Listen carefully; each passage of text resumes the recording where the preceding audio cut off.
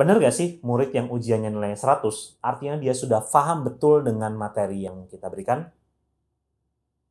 Belum tentu.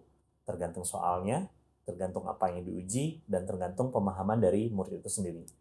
Jadi sebenarnya kalau kita pikir lebih jauh ya, apa sih pemahaman itu? Yuk kita bahas lebih lanjut di video ini.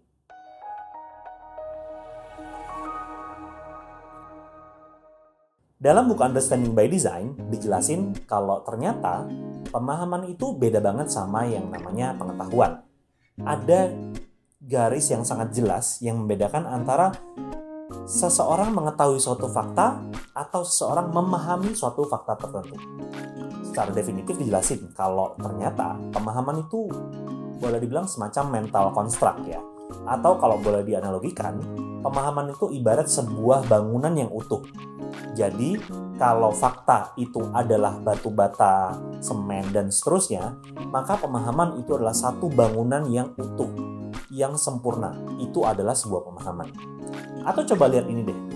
Perhatikan ubin yang ini. Nah, lalu kalian perhatikan apa jadinya kalau ubinnya ditambah jadi seperti ini. Kalau ditambah lagi jadi kayak begini, kira-kira ada pola yang terbentuk nggak ya? Nah, jadi kalian bisa lihat bahwa sepotong ubin ini itu adalah fakta. Ketika ubin-ubin ini dikelompokkan menjadi satu, maka dia adalah kumpulan fakta. Tapi ketika kita bisa melihat polanya, ketika kita bisa melihat apa keterkaitan antara ubin satu dengan ubin yang lain, dan kita melihat ada koherensi, ada pola yang terbentuk, ada warna yang kemudian menjadi berbeda ketika ubin-ubin ini disatukan, maka itulah yang disebut dengan pemahaman. Jadi, kalau kita melihat pemahaman sebagai sebuah gambaran yang utuh, maka kita harus juga membawa proses pembelajaran, bukan hanya sekedar memberikan anak-anak kita, murid-murid kita, sepotong informasi-informasi yang mungkin tidak bermakna, atau informasi-informasi yang tidak berkaitan satu sama lain, yang menyebabkan murid hanya tahu informasi A, B, C, dan seterusnya, tanpa mengetahui bahwa sebenarnya itu adalah satu kesatuan yang utuh. Analogi lain mungkin yang membuat kita jadi lebih paham.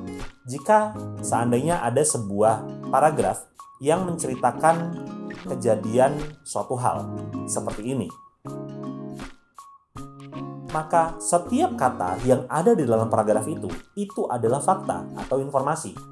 Tapi ketika kita memahami satu paragraf utuh sebagai sebuah cerita yang punya makna, yang punya keterkaitan satu sama lain, yang melatar belakangi informasi satu dan informasi yang lain, maka pemahaman terhadap cerita itulah yang disebut dengan understanding atau pemahaman. Jadi bisa disimpulkan ya, bahwa pemahaman itu bukan cuma sekedar tahu ini dan tahu itu, tapi dia juga mengerti apa keterkaitan antar informasinya, kenapa bisa seperti itu, apa yang melatar belakanginya, bagaimana ini jika diubah, dan seterusnya. Yang jelas, pemahaman adalah sebuah mental construct yang membantu kita memahami secara utuh semua informasi, bukan sekedar fakta-fakta belaka.